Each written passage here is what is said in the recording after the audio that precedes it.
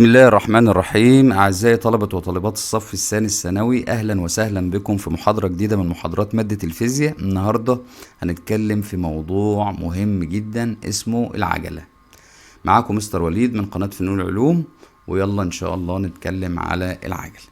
العجلة يا جماعة أول حاجة تعرفها إنه رمزها A، يعني بنرمز لها بالرمز A، واحيانا بنرمز لها بالرمز جي لما نكون بنتكلم على عجلة الجاذبية الارضية، ولكن احنا هنتكلم على العجلة عجلة التحرك اللي هي الاكسلريتي، فهنستخدم الرمز A.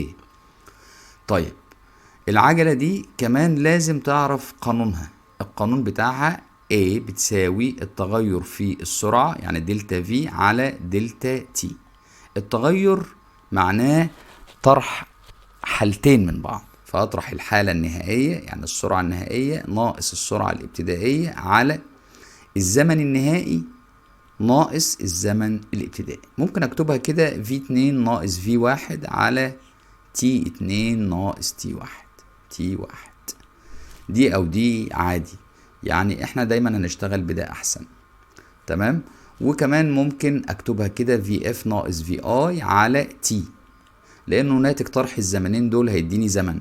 تمام. فهنقول في اف ناقص في اي على تي. طيب حضرتك ملاحظ بقى ان انا عندي في البسط سرعتين مطروحين من بعض، وبالتالي وحدة القياس للسرعة هتبقى متر على الثانية، او متر في ثانية سالب واحد. وهنا الزمن في المقام هيطلع فوق بثانية أس سالب واحد، وبالتالي كده الخلاصة لوحدة القياس هتبقى متر في ثانية سالب 2، واقدر اكتبه متر على الثانية تربيع زي ما اتعلمنا بقى قبل كده الحاجات دي. طيب برضو لازم اعرف انه العجلة هيبقى في منها انواع. في العجلة ممكن تبقى منتظمة وممكن تبقى غير منتظمة. وممكن تبقى العجلة منتظمة موجبة او منتظمة سالبة، وممكن تبقى غير منتظمة موجبة او غير منتظمة سالبة. وممكن يبقى عندي العجلة صفرية خالص، صفر يعني ملهاش وجود. بس امتى بقى تبقى العجلة بصفر؟ ده اللي هنعرفه دلوقتي حالا. صلوا على النبي يا جماعة. تعالى نجيب بقى صفحة جديدة ونتكلم تاني باستفاضة. العجلة قلنا ممكن تبقى منتظمة، والمنتظمة دي ممكن تبقى موجبة او سالبة. وممكن تبقى العجلة غير منتظمة اللي بنقول عليها متغيرة يعني، وممكن برضو تبقى غير منتظمة موجبة او غير منتظمة سالبة. وممكن تبقى العجلة صفرية. طيب متى تكون العجلة منتظمة موجبة؟ لما يكون السرعة النهائية اكبر من السرعة الابتدائية. لما يكون السرعة النهائية اكبر من السرعة الابتدائية، بس بتكون الزيادة في السرعة اللي عندي زيادة بانتظام. يعني مثلا لو كانت السرعة ب5 ثم 10 ثم 15 ثم 20، وقلت لك دي في اف اللي هي السرعة النهائية، وقلت لك دي في اي اللي هي السرعة الابتدائية، فطبيعي كده هتقول الفي اف اكبر من الفي اي. بس التغير ده في السرعة تغير منتظم، وبالتالي تديك عجلة منتظمة موجبة. طب افرض الفي اف اقل من الفي اي، يعني كانت السرعة ب20 ثم تناقصت بقت 15 ثم تناقصت بقت 10 ثم تناقصت بقت 5، كده الفي اف اقل من الفي اي، وبالتالي هيديك عجلة منتظمة برضو بس سالبة، وهكذا. طيب افرض السرعة بتتغير بس بدون انتظام، يعني بتتزايد معايا بس بدون انتظام على طول، تعرف ان العجلة غير منتظمة. بس هي بتتزايد يبقى موجبة. طيب افرض السرعة دي كانت السرعة، طب افرض السرعة بتتناقص بس بدون انتظام. التناقص هنا بدون انتظام، يعني مثلا مرة تنقص مثلا من 20 ل15 ثم تتناقص من 15 ل12 ثم من 12 ل10 ثم من 10 ل5 ثم من 5 ل3 وهكذا. في هنا تناقص بس تناقص بدون انتظام، فبالتالي برضه اديني عجلة غير منتظمة بس عشان في تناقص تبقى سالبة. طب متى بقى تكون العجلة صفرية؟ إذا كان الجسم يتحرك بسرعة منتظمة، يعني مفيش تغير بقى في السرعة. الحالات اللي فاتت كلها كان في تغير في السرعة، إذا كانت السرعة بتزيد أو إذا كانت السرعة بتقل، تمام، بانتظام أو بدون انتظام. لكن لو السرعة هتبقى منتظمة بقت العجلة صفرية. طب لو الجسم ساكن خالص، برضو الجسم ساكن يبقى برضو العجلة صفرية. دي ملخص الحالات بتاعة الايه، بتاعة العجلة. طيب في ايه كمان قبل ما نخش على الدرس يعني بأسئلته بتفاصيله؟ في كمان ان انت لازم تعرف حاجة مهمة. اذا كانت السرعة والعجلة الاتنين موجبين، يعني في نفس الاتجاه، تزداد السرعة النهائية. كذلك إذا كانت السرعة والعجلة الاتنين سالبين، يعني برضو في نفس الاتجاه بس في الاتجاه المعاكس، لكن الاتنين مع بعض برضو في نفس الاتجاه المعاكس، برضو تزداد السرعة النهائية. طيب إذا كانت السرعة والعجلة بإشارات مختلفة، يعني واحدة منهم موجبة والتانية سالبة مثلا، أو دي سالبة ودي موجبة مثلا، يبقى كده تتناقص السرعة النهائية. دي حاجات مهمة كده لازم تكون انت متفهمها. تمام؟ طيب تعالوا بقى نبدأ هنا الشرح بالتفصيل. صلوا على النبي يا جماعة. أنا هتكلم عن العجلة، والعجلة لازم عشان يبقى في عجلة يبقى لازم في تغير في السرعة زي ما اتفقنا. فبقول لي إذا تغيرت سرعة جسم متحرك من نقطة لأخرى في المقدار أو الاتجاه أو الاثنين معا، يعني أغير في المقدار أو الاتجاه أو المقدار والاتجاه مع بعض، بالتالي لازم يكون عندي عجلة هنا. فأنا عندي أحيانا السرعة بتتزايد زي الشكل كده ما بيقول. أنا شايف إن السرعة بتتزايد كل شوية، بتتزايد فتزداد السرعة بمرور الزمن. هنا يبقى في عندي عجلة، والعجلة أكيد موجبة. تمام؟ طب افرض السرعة بتتناقص، يعني أنا شايف كده كل شوية السرعة هتبدأ تتناقص وهكذا، فيبقى برضو عندي هنا تناقص في السرعة، وبالتالي هيديني عجلة، بس هيديني عجلة سالبة زي ما اتفقنا من شوية. تعال نكمل. الكمية الفيزيائية التي تعبر عن التغير في السرعة بالنسبة إلى الزمن تسمى العجلة. بص التغير في السرعة. طالما عندك سرعة بتتغير يبقى عندك عجلة على طول. طب السرعة لو ثابتة يا أستاذ؟ لا، العجلة صفر على طول. يبقى لازم هنا يكون في تغير في السرعة.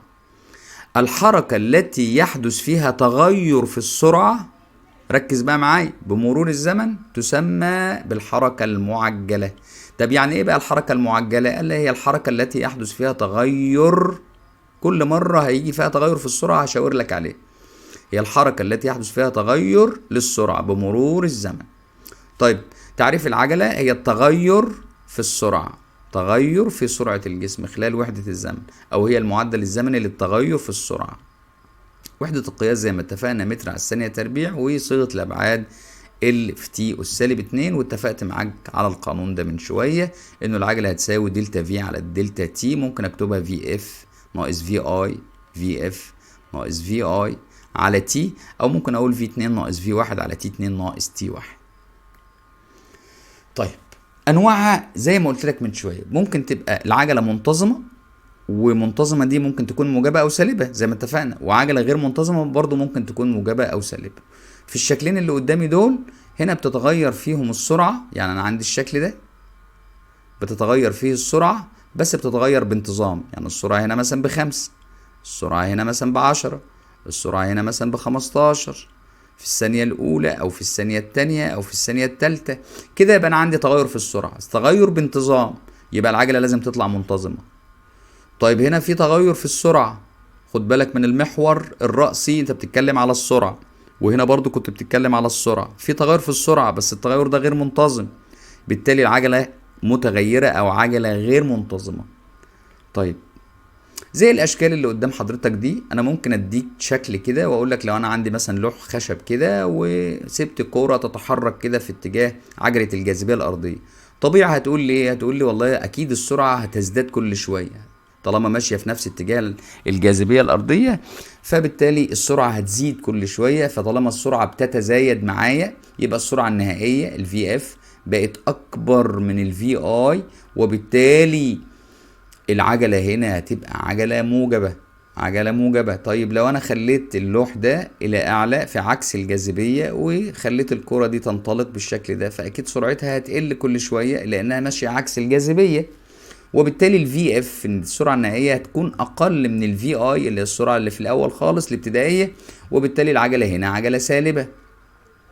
ممكن بقى هنا لو انا خليت اللوح الخشبي افقي كده واهملت الاحتكاك، قوة الاحتكاك ما بين الكرة واللوح الخشبي ده، اهملت قوة الاحتكاك، فساعتها السرعة هتكون منتظمة او ثابتة بمرور الزمن ما فيهاش اي تغير، وبالتالي العجلة هنا صفرية. وبالتالي العجلة هنا هتكون ايه؟ صفرية، ما فيش عجلة اصلا. تمام. فالخلاصة بقى ان انا ممكن يكون عندي العجلة منتظمة او ممكن تكون غير منتظمة. منتظمة وبتزيد،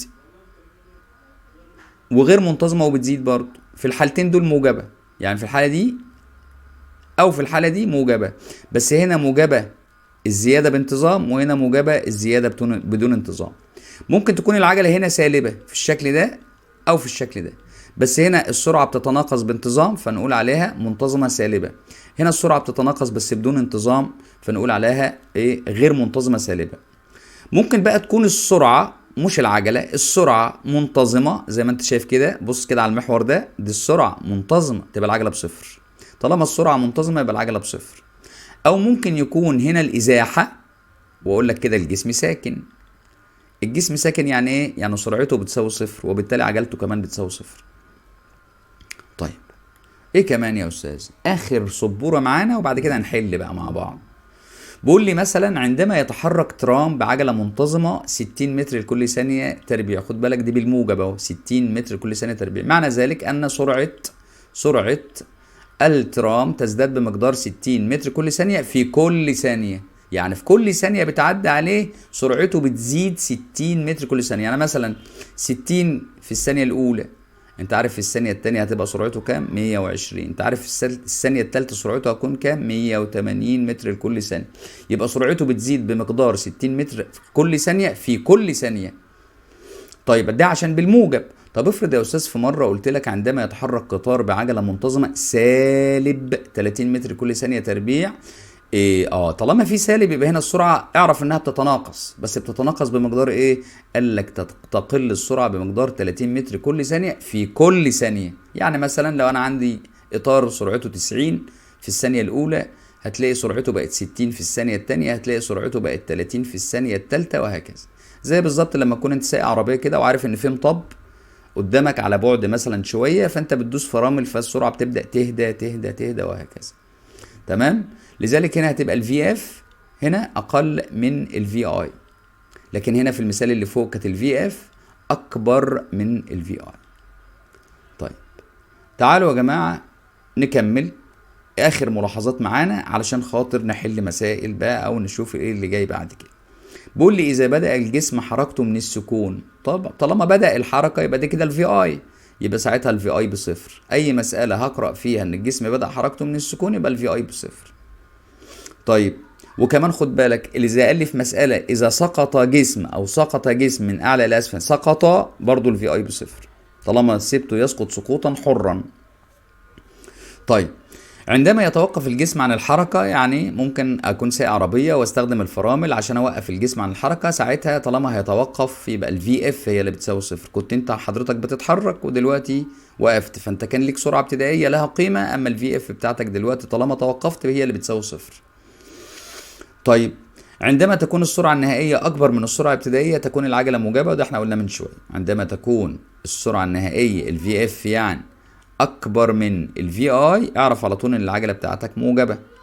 والعكس صحيح، عندما تكون السرعه النهائيه اقل من السرعه الابتدائيه يعني الفي اف هنا اقل من الفي اي، اعرف على طول انه السرعه تناقصيه وبالتالي العجله سالبه. لما يكون يا جماعه الفي اف اكبر من الفي اي على طول نقول ان السرعه تزايديه. السرعه ايه؟ تزايديه والعجله موجبه. لما تكون الفي اف اقل من الفي اي اعرف على طول ان السرعه تناقصيه والعجله سالبه. بيقول لي بقى ايه؟ اذا تحرك جسم بسرعه منتظمه تكون السرعه النهائيه طبعا طالما السرعه منتظمه يعني ثابته، تكون السرعة النهائية طبيعي بتساوي السرعة الابتدائية، هو مغيرش السرعة بتاعته، يعني من ساعة ما اتحرك لغاية ما وصل في النهاية خالص نفس السرعة، وبالتالي السرعة ساعتها منتظمة أو ثابتة، فالعجلة هتساوي صفر. وطبيعي لو الجسم ساكن برضه السرعة بتاعته بصفر والعجلة بصفر. وقلنا المعلومة دي قبل كده بقى، لتحويل وحدة القياس، قياس السرعة من كيلو متر لكل ساعة إلى متر كل ثانية، بنضرب في 5/18 والعكس صحيح. طيب تعالوا نشوف كده مثال نحله مع بعض. بيقول لي طائرة جامبو تلامس أرضية الممر أثناء هبوطها بسرعة ابتدائية 160 متر كل ثانية بدل في آي، وتتطلب زمنا قدره الزمن تي لتتوقف تماما. طالما قال لي لتتوقف يبقى الفي اف بتساوي صفر. احسب العجلة التي تتحرك بها خلال تلك الفترة. طبعا احنا طلعنا البيانات دي وعاوز احسب العجل. تعالوا مع بعض نكتب قانون العجلة. العجلة بتساوي في اف ناقص في اي على تي، فهنعوض على طول الفي اف بزيرو ناقص الفي اي اللي هي ب160 على الزمن اللي هو 32، هيطلع معاك بسالب 5 متر لكل ثانية تربيع. العجلة هنا يا جماعة عجلة سالبة، أي أن السرعة النهائية أقل من السرعة الابتدائية. تمام؟ يبقى هنا السرعة تناقصية والعجلة سالبة. تعالوا كده نشوف الإجابة مع بعض. فعلا الإجابة سالب 5 متر لكل ثانية تربيع. تعالوا نشوف كمان سؤال. هنا بيقول لي من الشكل البياني المقابل صف نوع الحركة التي يتحرك بها الجسم خلال 6 ثواني. خلال 6 ثواني أنا طبعا هتكلم على أول ثانيتين، وبعد كده هتكلم على من 2 ل4، وبتكلم بعد كده على من 4 ل6. فهتكلم على أول مرحلة اللي هي المرحلة AB الأول. قول لي هي ده محور ايه؟ السرعة. وده محور ايه؟ الزمن. انا شايف ان السرعة كانت ب10 ثم ب20 ثم ب30، يعني السرعة بتزيد، السرعة بتتزايد معايا وبتتزايد بانتظام. يبقى عندي هنا اقول له وانا بوصف الحركة هنا، اقول له الجسم يتحرك بسرعة تتزايد بانتظام والعجلة موجبة، يبقى هنا العجلة موجبة. طب وهنا انا شايف هنا السرعة ثابتة، يعني وعند النقطة B كانت السرعة ب40، طب ما عند النقطة C برضو كانت السرعة ب40، يبقى هنا السرعة ثابتة. وطالما السرعة ثابتة يعني منتظمة، يبقى العجلة بتساوي صفر. طيب هنا في المرحلة الأخيرة اللي هي المرحلة CD، أنا شايف إن السرعة كانت الفي اي هنا كانت ب40 والفي اف كانت بصفر. الفي اف بتساوي صفر، يعني السرعة النهائية أقل من السرعة الابتدائية، وبالتالي أنا ممكن أوصف له وأقول له السرعة تتناقص بانتظام والعجلة سالبة. سالبة. واحنا كنا اتفقنا على الكلام ده قبل كده وقلنا الميل ده ميل موجب والميل ده ميل سالب، أما هنا الميل بيساوي صفر. طيب ده بالنسبة للسؤال الأول. طب بالنسبة للسؤال الثاني بيقول لي احسب عجلة الحركة في كل جزء. تعال نحسب العجلة في الجزء AB.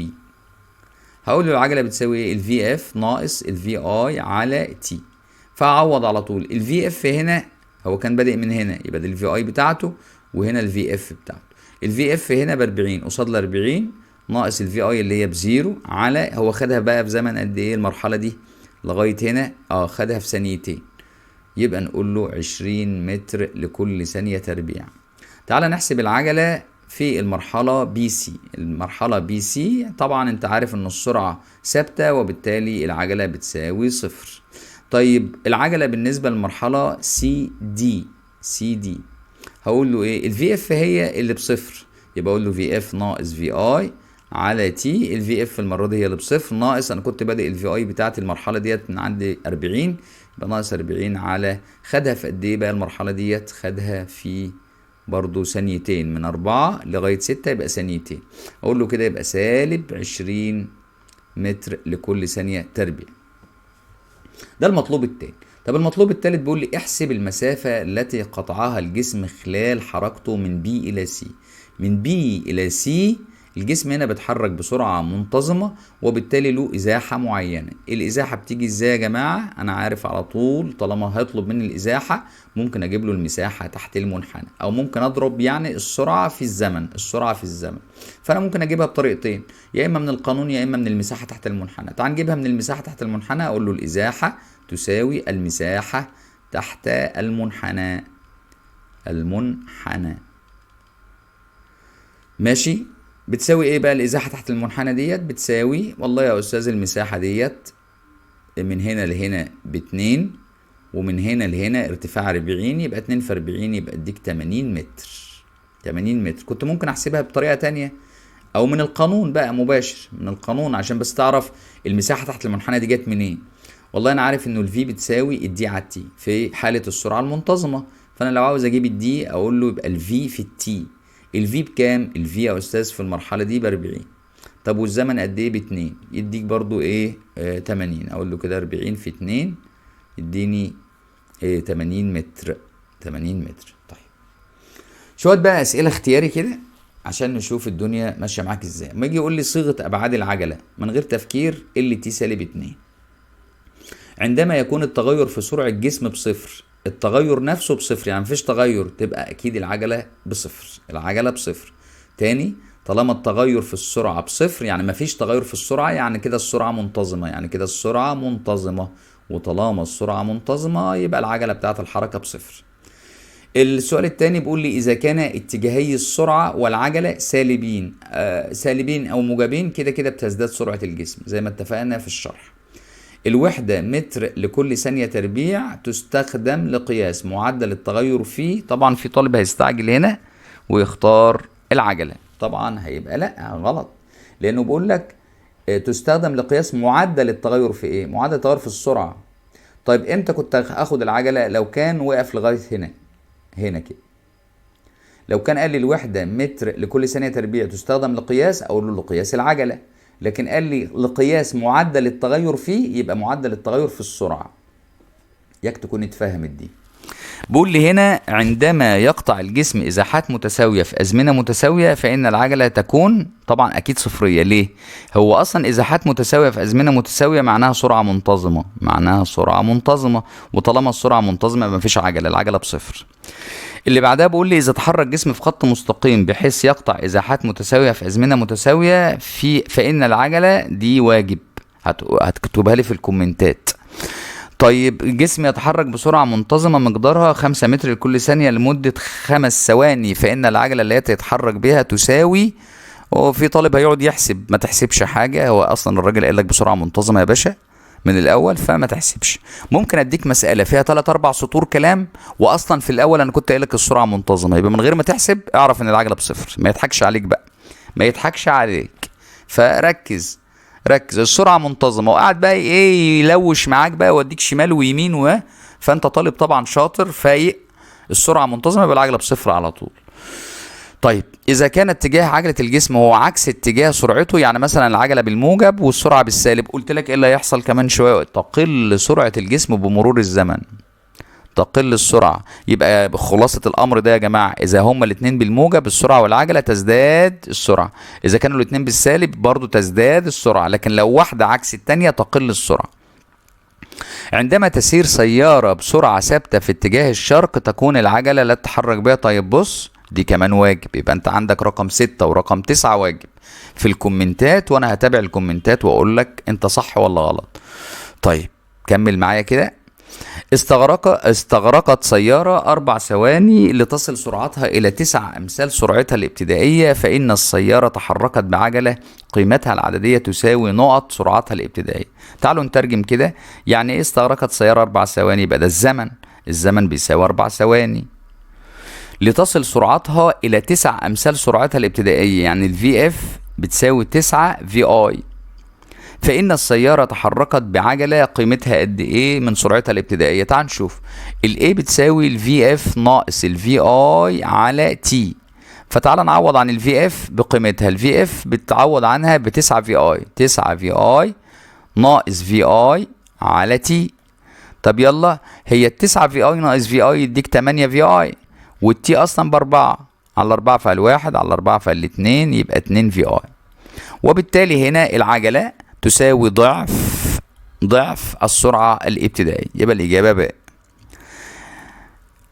النسبة بين السرعة النهائية والسرعة الابتدائية لجسم يتحرك بعجلة سالبة، طالما عجلة سالبة يبقى ال VF أقل من ال VI، وهو طالب السرعة النهائية الأول يبقى أقل من الواحد الصحيح. الجسم الذي يقطع مسافات متساوية في أزمنة متساوية يتحرك بيه، والله دي برضو هعملها إن هي واجب، يبقى أنت كده عندك 6 و9 و12 واجب في الكومنتات.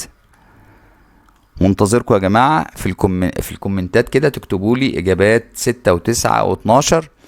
ويا رب تكونوا فهمتوا حاجة النهاردة. موضوع العجلة موضوع شيق، لسه في كمان محاضرة هنعملها حل أسئلة فقط، رسومات البيانية والكلام من ده، بس يا رب تكون حطيت رجلك على بداية الطريق أو بداية الدرس، تبقى فاهمه كويس في الأول، ونكمل عليه إن شاء الله المرة الجاية. السلام عليكم ورحمة الله وبركاته.